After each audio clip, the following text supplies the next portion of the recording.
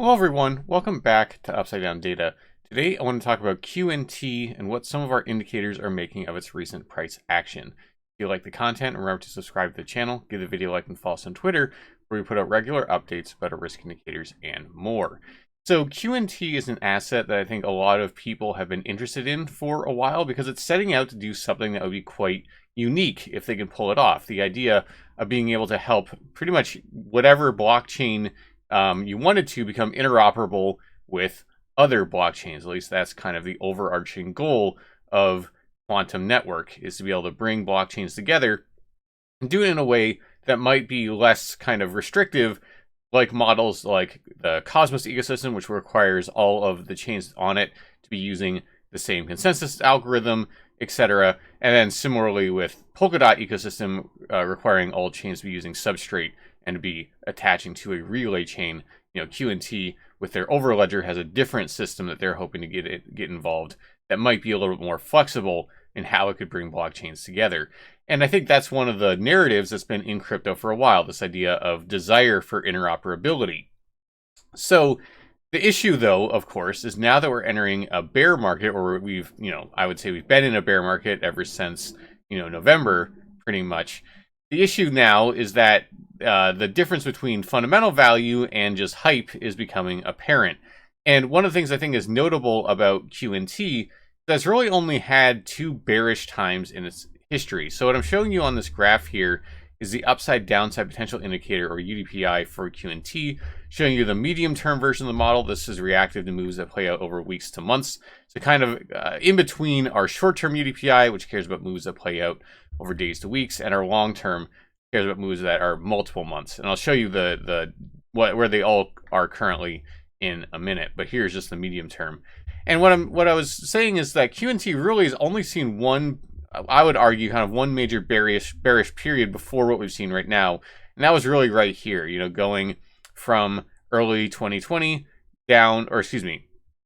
going from the middle of 2019 through to the crash in March 2020. That's kind of the last major downtrend or drawdown that we've seen in QNT before this massive rally, pretty much straight through, really not skipping a beat even in the summer when a lot of other assets corrected massively. Bitcoin dropped 50%, other assets fell even further. QNT kind of shrugged that off in the summer, went on to then set its all-time high, and now this has been really that bearish period we've been seeing next.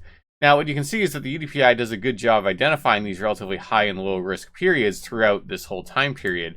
And I think we can see this if I just flip over to the raw output of the model transposed against the price. So the yellow here is just the price of QNT over time. White is the UDPI level across QNT's history. So higher levels are higher risk, lower levels are lower risk.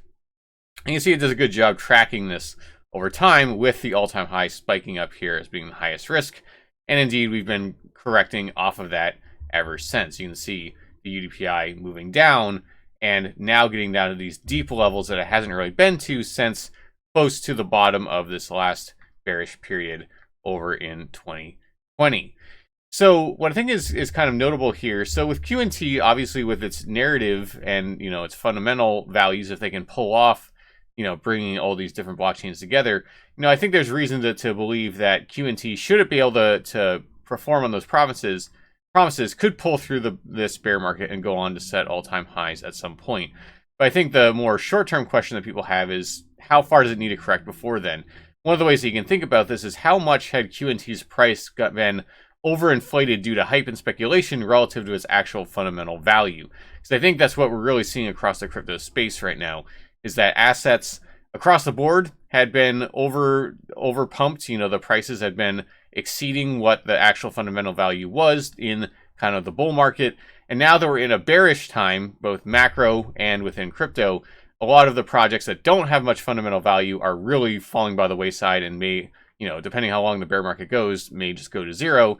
Whereas the assets with fundamental value are kind of having to correct back down to whatever that level might be. They might overshoot it. They might actually fall below that fundamental value to some degree. But the idea being that they should catch some cushion eventually if they actually have fundamental value that will carry them into the future. So the QNT, that might just be where we are right now. Is that I think it's probably almost certain that its value had gotten overstripped its fundamentals during this hype cycle, this massive parabolic rally we saw going to the all-time high in late 2021. And now we're coming back to where the market might see some amount of kind of fair value or fundamental value for QNT. And it's also, I think, going to depend on, can QNT really start delivering on these promises of interoperability, get widespread adoption and use of their technology. That's going to be a big question going forward. But just looking at the risk level, you can see that we're entering a level that we haven't seen, as I mentioned, since the past kind of end of this bearish phase. Now, one could look at that and say, oh, that's great news, right? That means that we're almost at the end. We should start, heavily piling into QNT. Well, maybe, but you have to be, taking all of this in context, right? Back in this March 2020 crash, certainly this was a very bearish time, but we were in a very different space in the macro conditions. Inflation was very low right then. The Fed and other central banks stepped in with massive stimulus and quantitative easing that really propelled markets to the upside, that really catalyzed this whole bull run that we saw in crypto, and then especially what we can see here, this just very impressive run that QNT went all throughout that time. But now we're in a very different place in the macro sense. We have, record high inflation. Well, not record high, but, highest in decades inflation that is only maybe just showing signs of peaking, but we aren't sure. The Fed is almost certainly going to continue tightening, at least for the short term. And so it's hard to know whether or not this really could play out the same way we saw before. Because again, the one thing that we also have to be concerned about is, are we going to go into a recession? Are we going to see a 2008 style crash in the stock market? If that were to happen, I suspect, QNT and all of crypto to correct way further than they are right now should an event like that happen. But if that doesn't happen, if we're getting near to the bottom, if the Fed is getting likely to pivot, back to more easy monetary policy, less hawkish in the shorter term, then certainly this could play out the exact same way again, where we might have to correct a little bit further, might come back down to these lowest risk levels that we saw back here. But then if that happens to coincide with a more dovish pivot in the macro sense, or more bullish pivots in the macro space, that could then be a very logical point for a bottom where we could move back up. Now, I've mentioned in the past that I think it's very difficult, in some ways a fool's errand, to try to call the exact bottom. And I stand by that here as well, because again, it's so much dependent on things outside of QNT and crypto that are likely to actually set the bottom this time around. And it's going to be really hard to predict those things. But I do think overall, if we don't see some massive stock market crash, then I think that more likely than not, historical trends will bear out again. And so should we see risk levels in these lower levels, that would be a place that would make sense for a bottom to form. But again, I would be hesitant to call an absolute bottom at that point. But just something to keep in mind, that if we see these really low risk levels, and if we don't see a massive capitulation in the macro space, then that could be an especially attractive time for QNT. And even if that's a little bit early, like for example here, if you bought QNT here, you would have endured more pain. But then, looking back, even where we are right now, to buying it here, that would have just been a fantastic buying opportunity. So that very well could be where we are right now. Not financial advice, should form your own opinions, but that's what I'm thinking about when I interpret these data. So as I mentioned before, I want to show the other time frames of the UDPI and what they're seeing right now. And they're all saying, relatively the same thing right now. So the long-term UDPI is basically at the same level as the medium term. So essentially in a risk that's reactive over kind of a more macro space, months, it thinks there's more upside than downside potential that's realistic in that kind of month-long span. Medium term, similar. It sees more realistic upside potential than downside potential in the more medium term. Short-term potential, slightly higher, but similar. More upside than downside potential that's realistic in the short term. So that could mean that we might just consolidate down here for a while, or maybe catch a bit of a bounce before, if we have to go down further, before we go down further. But what it's saying is that, should, as I mentioned before, should historical precedent continue to play out, we're definitely at a point where expecting upside overall, in the longer term time frames especially, it makes sense if those historical trends are going to play out. And looking in the future, when we look back at this in hindsight, this might look like a fantastic accumulation zone. Now, the final model I want to talk about today, because I think it gives a bit of a different perspective than the UDPI, And an interesting idea and a more macro picture of where we are right now is the momentum bias indicator, or MBI, for QNT. If you're not familiar with this indicator, this is another indicator that we have here on the channel, another proprietary model, machine-based model that we've built here.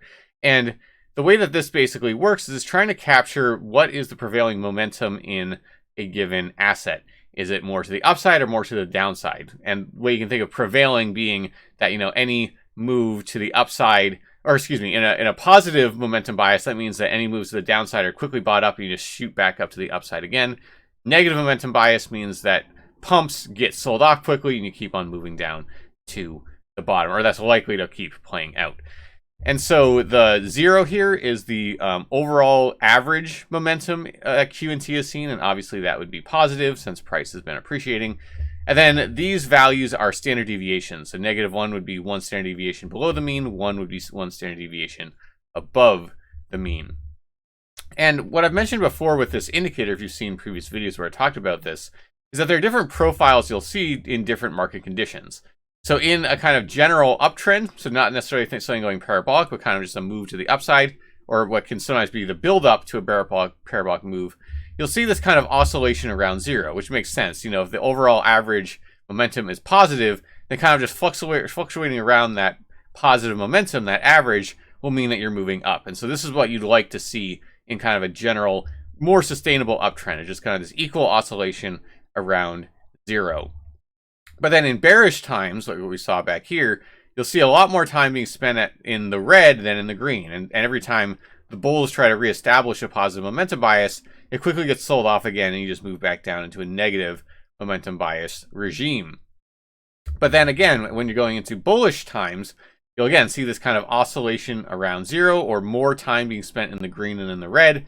And then you go into these ultimate blow-off top moments where you spend all of your time in the green. You're not even going back down into the red until the momentum bias is so extreme that it ends up marking the top, like we saw up here, breaking above 1 standard deviation. So that was kind of this local top, and then this very top breaking above that level.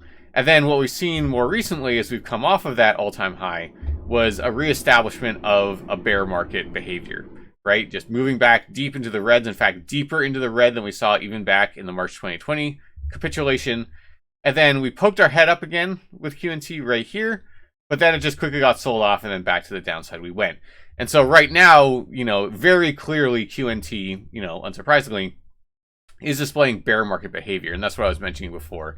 That we're seeing right now looks somewhat similar to what we saw back here, right? Going from mid-2019 into the ultimate capitulation in 2020. Now, it's obviously a question of whether or not this will be the absolute bottom. One thing that's interesting, though, is that there's a bit of a potential hidden bullish divergence forming in the MBI here, where we set in, a low here that was the lowest on the MBI. Then we actually set in a lower low that's actually higher on the MBI, suggesting that the negative momentum bias, it wasn't able to get as extreme in this capitulation to the downside as it did in this drop back here. And so we'll have to watch this and see what happens. But sometimes these kind of divergences can suggest moves back to the upside. Now, there's not really a lot of examples of that for QNT's history, but in other assets where you look at the MBI, sometimes you'll see those divergences forming, where you'll see these hidden bullish divergences where the momentum bias is not able to get as extreme as it was in a previous higher low, which can sometimes precede moves to the upside. But as with any kind of divergence, they're a little bit speculative, obviously, that, an asset doesn't need to respect a bullish divergence or a bearish divergence. It can break those, but they can play out. So just something that can be interesting to note.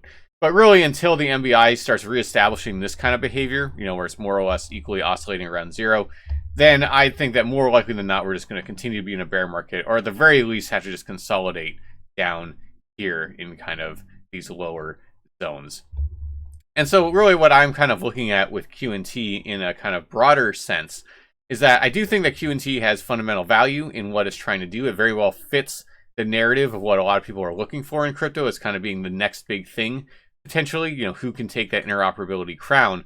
And I think what we're going to have to watch in this bear market is, A, does QNT keep developing? Do they keep trying to, build their technology and then get actual usage and adoption of it in a meaningful way that's going to be really important. Build out an ecosystem built on their technology. If they're able to do that, then I think it has a very decent chance of pulling through the bear market and then eventually setting in all-time highs. If it's not able to do that, though, if, for all its promise, it's not actually able to deliver on it, then it could just end up being another project that gets left on the wayside in a bear market. So that's what I think is critical in a bear market. We've talked about this in the past. Fundamentals matter a lot. And so if you're someone who's interested in QNT, then, in my opinion, again, not financial advice, but in my opinion, the thing to be looking for right now is what are they actually doing in a fundamental perspective? Forget the promises, forget the hype, forget all of that. What's actually happening? Are they actually building on their fundamental value? If they are, then that could mean the thesis is still intact. If they aren't, if things are a little bit questionable, or if things are slowing down, not a lot of development, that's where I personally would be getting more concerned. So again, not financial advice. You should form your own opinions of how to navigate QNT or how to value it in your own mind. But those are some things that I'm personally going to be watching for. All right, if you like the content, remember to subscribe to the channel, give the video a like, and follow us on Twitter. Put a lot of updates about our indicators and more over there.